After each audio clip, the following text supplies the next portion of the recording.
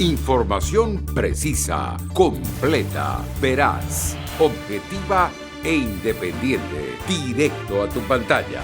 Radio Caracas Radio presenta Voz de América. La decisión del Departamento de Estado de Estados Unidos de eliminar a las Fuerzas Armadas Revolucionarias de Colombia, las FARC, de su lista de organizaciones terroristas extranjeras y al mismo tiempo designar como terroristas a las disidencias de las FARC-EP y la Segunda Marquetalia, que según diversas organizaciones actúan libremente en Venezuela, es un mensaje claro para quienes deciden continuar cometiendo crímenes. Expertos como Rocío San Miguel, presidenta de Control Ciudadano para la Seguridad, la Defensa y la Fuerza Armada Nacional, consideran que el anuncio forma parte de una política lógica y esperada, dado al apoyo que Estados Unidos ha brindado a la firma de los acuerdos de paz. Era previsible que las disidencias de las FARC que no se desmovilizaron quedan dentro de las listas de grupos terroristas. El impacto que esto tiene es clave para países como Venezuela, donde está asentada y consolidada el pie de fuerza. En tanto, el internacionalista Juan Francisco Contreras subraya que debe existir una diferenciación entre quienes se desmovilizaron y se incorporaron a la vida civil y quienes continúan realizando actividades terroristas. No puede mantenerse en pleno siglo XXI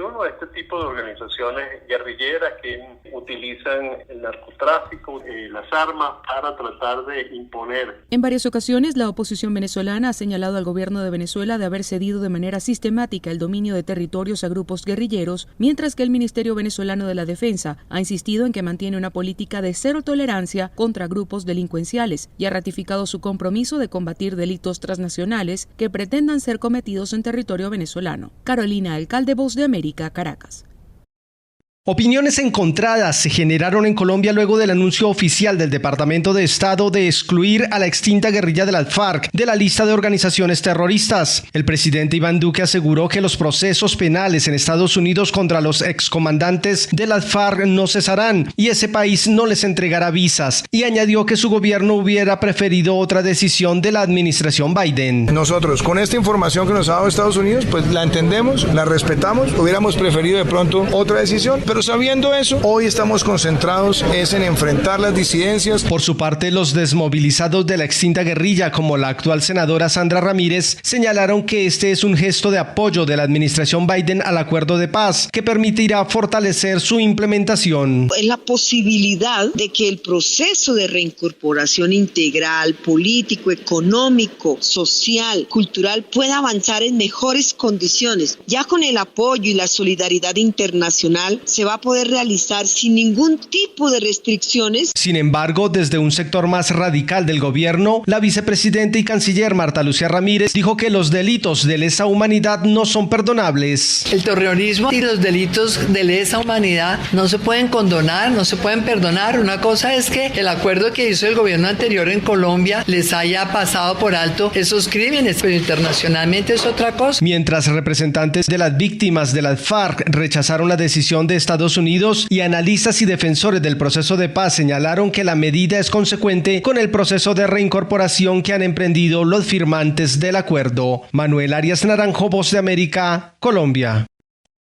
La difícil situación de los considerados presos políticos en Nicaragua se expone nuevamente luego de que sus familiares lanzaron una campaña denominada Navidad sin presos políticos y demandan la libertad definitiva y con garantías de más de 160 prisioneros de conciencia encerrados en las cárceles nicaragüenses por el gobierno del presidente Daniel Ortega. La campaña, que realizan por cuarto año consecutivo, se lleva a cabo en esta ocasión de forma virtual ante el estado policial impuesto en el país y además busca un acercamiento con los líderes de la Iglesia Católica para que actúen como intermediarios con el gobierno. Daisy George, activista de la Alianza Cívica por la Justicia y la Democracia en la costa caribe nicaragüense, recordó que el nuncio apostólico en Managua, Valdemar Somertac, intercedió por la libertad de decenas de opositores arrestados tras la revuelta social de 2018 y que fueron encarcelados en 2019. Él era el canal que nosotros utilizábamos como Alianza Cívica y ahora tenemos que buscar a la Iglesia en forma general. Toda la instancia de la Iglesia es la única institución. En tanto, Victoria Cárdenas, esposa del ex precandidato presidencial Juan Sebastián Chamorro, recalcó que para los familiares de los presos políticos no es posible un diálogo ni una negociación sin la libertad de sus seres queridos. Lo que se requiere antes de cualquier diálogo o negociación es la liberación inmediata e incondicional y con garantía de todos los presos políticos. Según la Comisión Interamericana de Derechos Humanos, en Nicaragua hay más de 160 presos políticos, incluidos 41 dirigentes opositores, activistas y profesionales detenidos en los últimos 6 meses. Daliano Caña, Voz de América, Nicaragua. Hoy se inaugurará en la ciudad de Quetzaltenango, al occidente de Guatemala, el primer centro de recursos migratorios que ofrecerá servicios de protección a migrantes vulnerables y contará con la presencia de la subsecretaria estadounidense para la Seguridad Civil, la Democracia y los Derechos Humanos, Uzra Zeya, cumpliendo el anuncio de la vicepresidenta Kamala Harris durante su visita al país en junio de este año. Este proyecto se suma a las coordinaciones logradas en la 4ª reunión del Marco Integral Regional para la Protección y Soluciones, MIRPS, realizada el martes en Ciudad Guatemala y donde el Alto Comisionado de las Naciones Unidas para los Refugiados, Filippo Grandi, resaltó la importancia de centrarse en las medidas de protección para quienes solicitan refugio. El fortalecimiento de los sistemas de asilo, de los sistemas migratorios de cada uno de los países de la región, que son países de origen, de tránsito, pero también, como vemos en México y también aquí en Guatemala, a veces países de destino.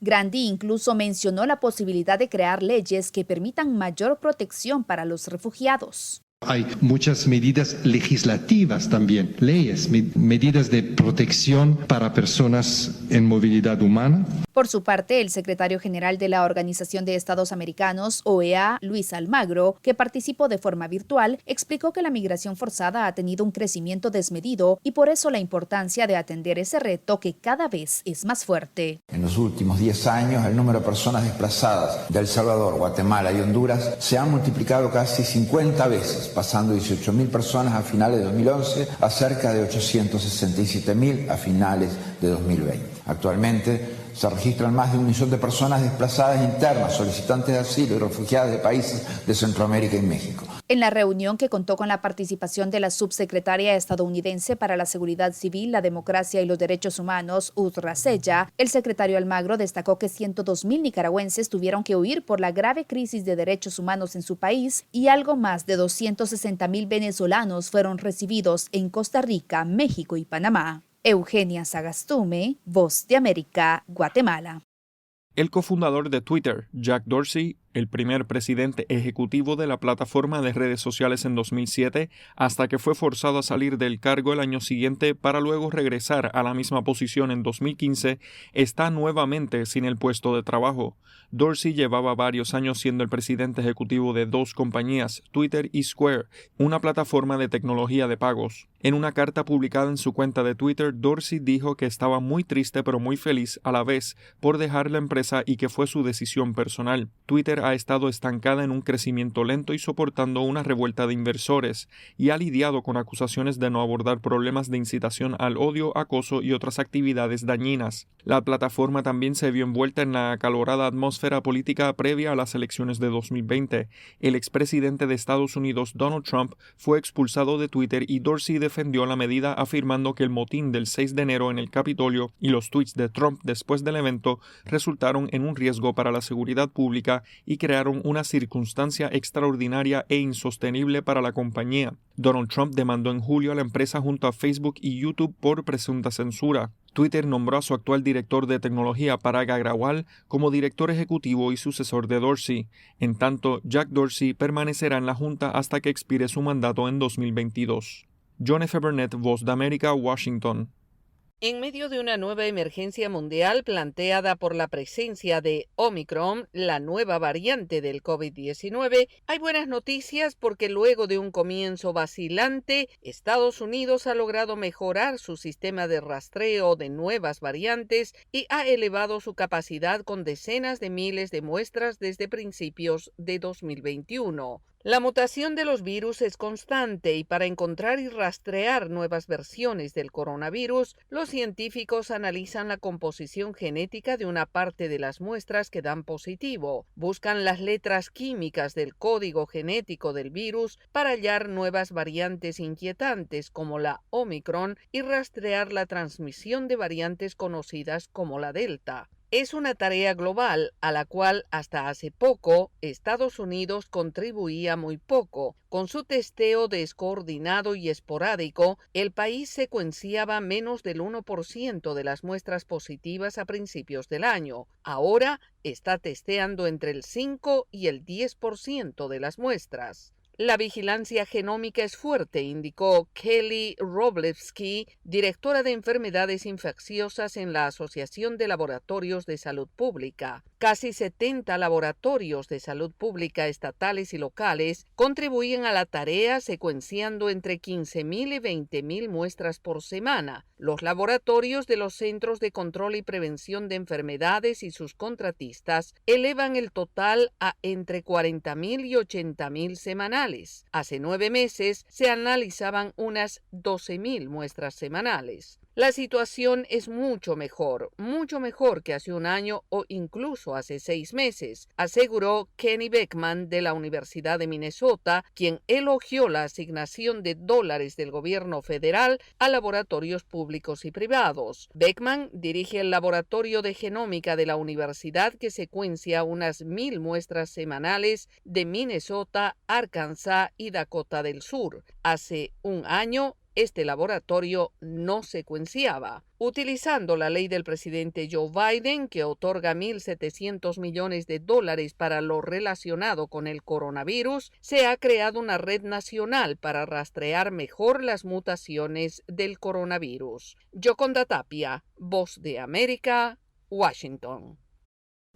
Cada vez son más los países que reportan nuevos casos de la variante Omicron en sus territorios, una realidad inevitable en un mundo globalizado, y a medida que la preocupación social incrementa, las autoridades sanitarias insisten que todavía es pronto para establecer conclusiones, y es que falta recabar más información y datos para determinar el nivel de transmisión de esta variante, la gravedad de la enfermedad y la eficacia de las vacunas actuales sobre esta nueva mutación del COVID-19. Son tantas las incógnitas sobre la variante Omicron que no hay unanimidad global en la respuesta de los gobiernos. Algunos, como el de Estados Unidos, decidieron cerrar sus fronteras y restringir la movilidad a los viajeros procedentes de países del sur de África, donde hay una mayor concentración de casos de la variante Omicron. Otros todavía no han aplicado ninguna medida al respecto y, mientras tanto, gobiernos como el de Rusia decidieron imponer cuarentenas obligatorias de 2 semanas a quienes procedan de naciones con alta presencia de la variante Omicron.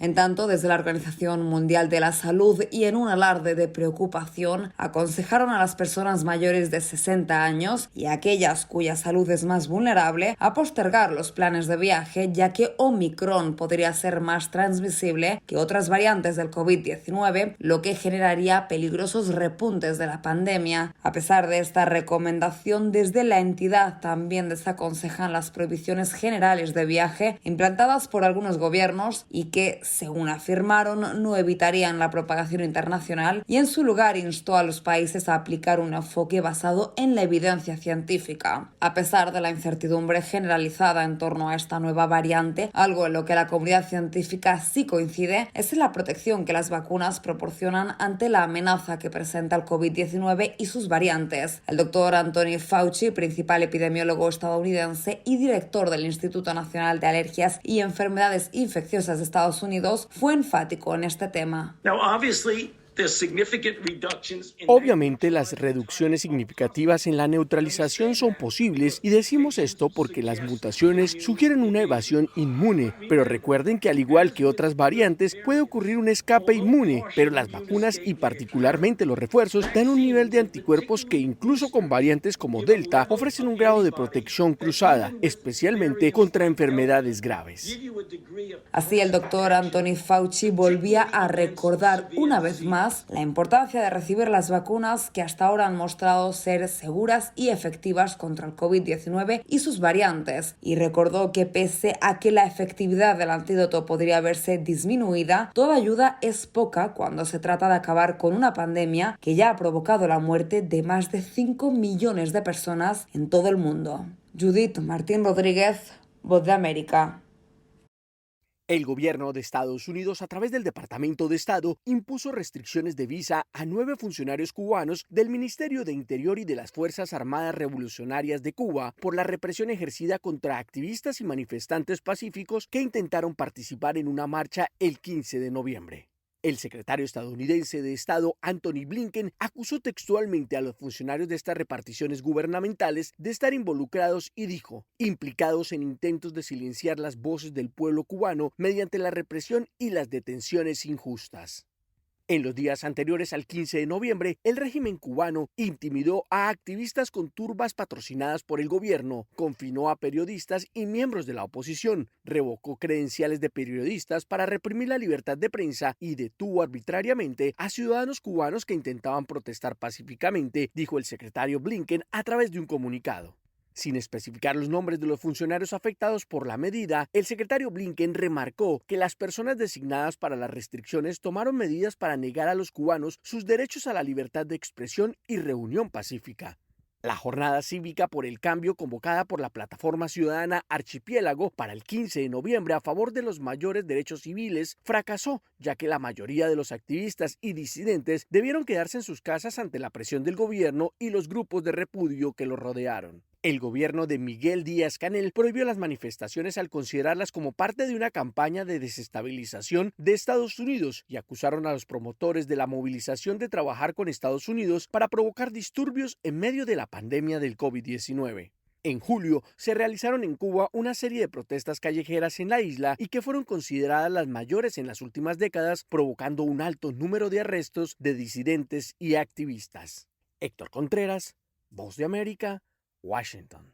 El gobierno del presidente Joe Biden tiene previsto tomar medidas en los próximos días para endurecer los requerimientos de pruebas diagnósticas para los viajeros internacionales que se dirigen hacia Estados Unidos, ya sea que estén vacunados o no.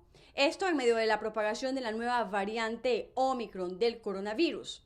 Los protocolos precisos de pruebas diagnósticas aún se están detallando. El presidente tiene programado el jueves emitir un mensaje en el que delineará los planes de su gobierno para controlar la pandemia del COVID-19 durante la temporada invernal. Esto, según lo dijo un alto funcionario que añadió, algunos detalles podrían cambiar todavía. Entre tanto, el equipo de respuesta contra la pandemia del gobierno de Estados Unidos admitió el martes que pasarán semanas, al menos entre 2 y 4, hasta contar con información suficiente sobre la nueva variante del COVID-19 Omicron y su capacidad de transmisión y agresividad. Por eso, tanto el principal experto de salud del gobierno, Anthony Fauci, como la directora de los Centros para el Control y Prevención de Enfermedades de Estados Unidos, conocido por sus siglas CDC, la doctora Rochelle Walensky, y el coordinador de la respuesta de la Casa Blanca a la pandemia, el doctor Jeff Zients, insistieron en recomendar a los estadounidenses que se pongan el refuerzo de la vacuna o la primera dosis de esta si es que aún no se han inoculado. Por otra parte, Estados Unidos excluyó a las Fuerzas Armadas Revolucionarias de Colombia, conocidas como las FARC, de la lista mundial de grupos terroristas. En medio de controversias, la administración Biden aseguró que las disidencias de este grupo son ahora el foco de la lucha antiterrorista. Asimismo, Estados Unidos impuso el martes restricciones de visa a 9 altos funcionarios del Gobierno del Interior y de las Fuerzas Armadas Revolucionarias de Cuba. En un comunicado que fue emitido por el Departamento de Estado de Estados Unidos, se indica que a raíz de las acciones de lo que califica como régimen cubano contra manifestantes pacíficos, ocurrido el pasado 15 de noviembre, impuso restricciones de visa a funcionarios cubanos implicados en intentos por acallar las voces del pueblo cubano mediante la represión y detenciones injustas. Por último, el Departamento de Estado de Estados Unidos emitió un comunicado reconociendo a Xiomara Castro como la presidenta electa en Honduras. En detalle, el gobierno estadounidense señaló que tienen gran expectativa de trabajar con el próximo gobierno de Honduras. Además, felicitó a los hondureños por el alto nivel de concurrencia, la participación pacífica y la colaboración activa de la sociedad civil que distinguió a esta elección, que según destacó el Departamento de Estado, marca un compromiso sólido con el proceso democrático. Desde Washington, Sofía Pisani, Voz de América.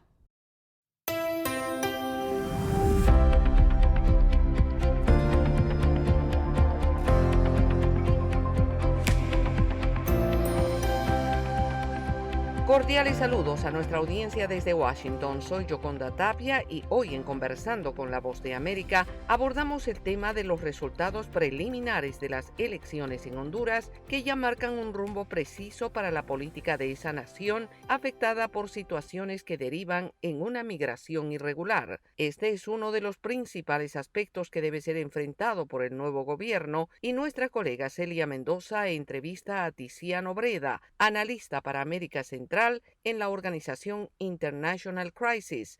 Precisamente nosotros en el informe miramos cómo, entre otros factores, las elecciones turbulentas que se dieron ya en 2013 de cierta manera, pero sobre todo a raíz de 2007, contribuyeron a alimentar este sentimiento de desconfianza y de desacato, de desesperación de la población hondureña que empezó a salir de manera cada vez más masiva. Recordemos que la primera caravana se dio precisamente en 2018, pues, de las elecciones en 2017. Por lo tanto, por lo que hemos escuchado, muchos hondureños ven en esa elección, por ejemplo, como la última esperanza, la última oportunidad de que haya un cambio en el país, de que empiece a superarse esta crisis política que está viviendo desde hace una década, pero que además empiece a levantarse de una crisis económica y humanitaria que es mucho peor que la que había hace 4 años. Otra disputa electoral violenta con protestas, bloqueos, represión, simplemente alimentaría aún más este sentimiento de que ya las elecciones han cesado de ser una opción para impulsar un cambio político en el país y por lo contrario sigue siendo un elemento de inestabilidad, de polarización y de violencia y por lo tanto nuestra previsión es que empujarían mucho más personas a salir del país hacia México y Estados Unidos, pero no solamente, también hacia Europa. ¿Qué significa para los Estados Unidos esta elección? Honduras para Estados Unidos es seguramente un país clave en Centroamérica por, digamos, un tema de migración, pero también por tener la presencia de la única base militar. Entonces tiene una relevancia bastante fuerte. Seguramente hay suspicacias sobre, por ejemplo, lo que podría ser la relación con un gobierno diferente, como el de Xiomara Castro, que ya planeó establecer relación China, puede ser generar suspicacia, pero siento que hay un creciente comprensión en Washington de que un proceso electoral transparente que dé lugar a una elección no violenta, pacífica y justa es más importante para la estabilidad del país y por lo tanto para las relaciones de Estados Unidos con el país y con la región que el resultado de la elección misma. Cuando se prefirió el resultado para asegurar una continuidad, ¿no?, de la relación con un gobierno que pues afín a Estados Unidos, hemos visto que las consecuencias han sido de toda manera graves en términos migratorios, en términos de acusaciones contra el presidente. Entonces, creo que sí, en este caso hay un mayor entendimiento de que el proceso es más importante que el resultado. ¿Cuáles creen ustedes que podrían ser las expectativas? El mensaje que ustedes presentaban en su reporte es que en cada proceso político eso juega un papel fundamental para legitimar los resultados, sean los que sean. Sí, efectivamente, el problema con Honduras es que se ha intentado ya en el pasado lograr acuerdos, compromisos de parte de los candidatos de respetar los resultados, de asegurar un proceso limpio. Pero a la hora de la hora, los intereses partidarios y los reclamos de uno u otro bando han prevalecido. El llamado es que realmente esos actores políticos apoyados por que atiendan los llamados de actores también internacionales, no solamente se comprometan a reconocer el resultado o utilizar las instituciones, los mecanismos institucionales para resolver controversias, sino que lo hagan. Esto es más difícil de asegurar, pero sería un primer paso importante para evitar que electoral parecida a la o peor. Era Tiziano Breda, analista para América Central en la organización International Crisis, analizando el tema de la migración irregular de hondureños y el impacto que las elecciones tendrá en este tema. Esto fue Conversando con la Voz de América.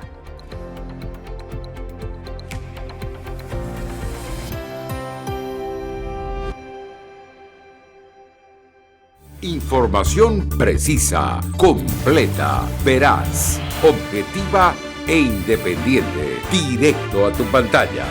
Voz de América en RCR 750.